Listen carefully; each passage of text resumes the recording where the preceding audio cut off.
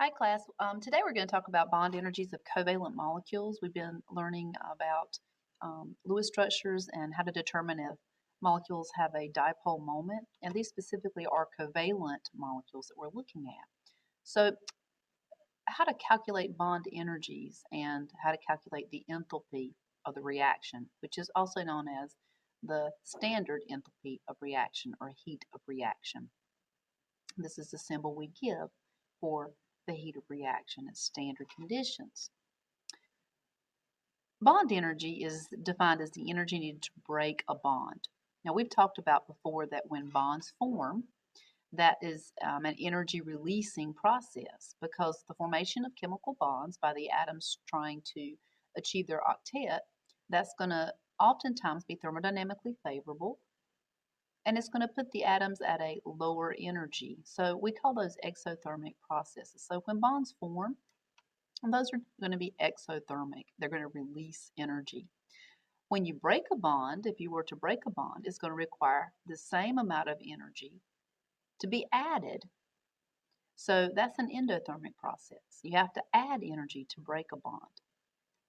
Bond length is another term we need to be familiar with. Now, your bond length is the distance between the nuclei where the energy is at its minimum. Because remember, atoms want to be at their lowest energy. Let's consider two hydrogen atoms here. So here you notice this is the s orbital of the hydrogen atom. There's your positive nucleus, it's one proton. And here's a second hydrogen atom, and that is the s, or the spherical orbital. Notice that there is greater electron density towards the center, and it sort of dissipates as you go outward. So that's where you get the idea of the electron cloud from. So right now, these hydrogen atoms are sufficiently far apart and they have no interaction with one another. Remember, hydrogen needs to look like helium. He has a desire to look like that noble gas, and so they're going to approach each other. So as the atoms approach, they begin to interact. Notice here you see an overlapping of their s orbitals. That's that sigma bond we talked about. So the atoms begin to interact as they move closer. And as they move closer, what you would notice, in a minute we're going to look at that, is that the energy will be lower because remember, bond formation is an exothermic process. This represents the optimum distance between the atoms when the s orbitals have overlapped sufficiently enough that they have created their sigma bond. They're sharing their electrons between the atoms. Now let's look at the diagram of the energy and what happens. So over here, this is the point where the atoms are very far apart, and notice that the energy is sort of at a high. Now this is showing you where the internuclear distance is increasing. So this is when the atoms are far apart, like we see up here. So as the atoms approach one another, notice they're closer together here. Notice the energy starts to lower. And then down here at this bottom where the energy is at its lowest, notice that the hydrogen atoms are overlapped. And this is the point that we were looking at here when the are at their optimum distance. So this is where the bond length, how bond length is defined, when the energy is at its lowest. So here you see that lowest energy point here. So the hydrogen-hydrogen single bond length has measured as 0.074 nanometers. So distance between the nuclei at minimum potential energy. Notice here if they move away a little bit, they're a little bit more separated here, the energy starts to rise again. And if you move them far apart, of course, the bond would break. This chart is just showing you like a carbon-to-carbon single bond, double bond, triple bond. And so let's just look at their bond length. So we learned that the single bonds are the longest. And you notice here, if you compare the bond lengths, and these are in picometers, that the triple bond is your shorter of the three that we're looking at now. Now let's take a look at how much energy will be required to break these bonds. The bond energy is the energy needed to break the bond.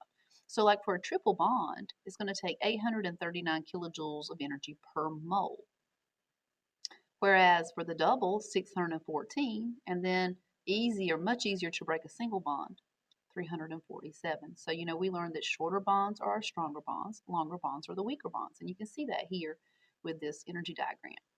You can take a second, to take a look at these others as well. But if you compare like carbon, nitrogen, single, double, triple, you'll find the similar occurrence with those.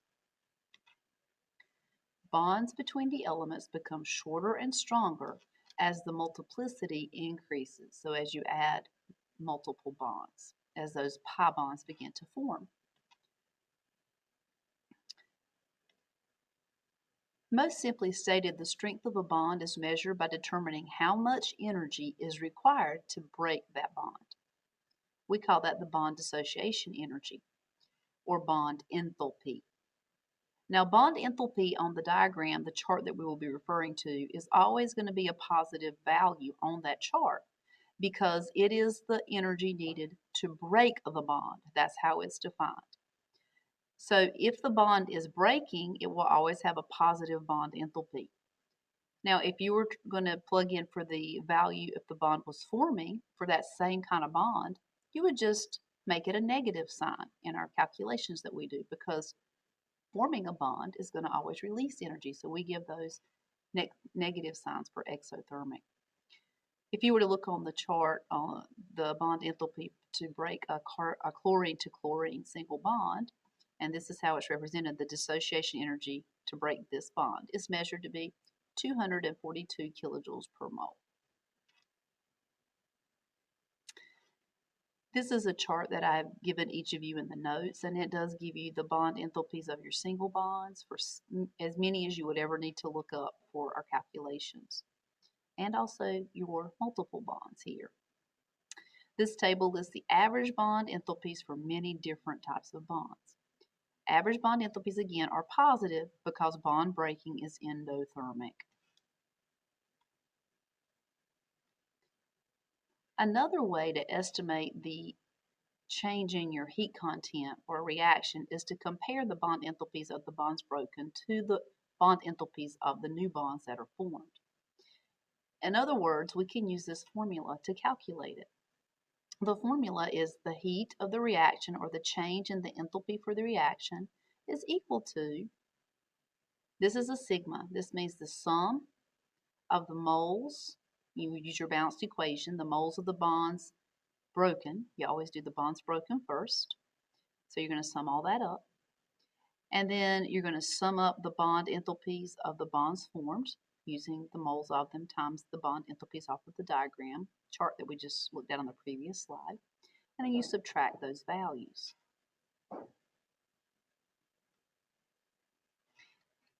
Here in this chart, you'll notice that the bond enthalpy, this is like for methane plus diatomic chlorine. You got to break all these bonds. So there's 4 carbon-hydrogen single bonds that need to be broken. And there's 1 chlorine-chlorine single bond that needs to be broken. This would represent the energy of the reactants. Now notice to break those bonds, it's going to involve an addition of energy. So you got to break those bonds.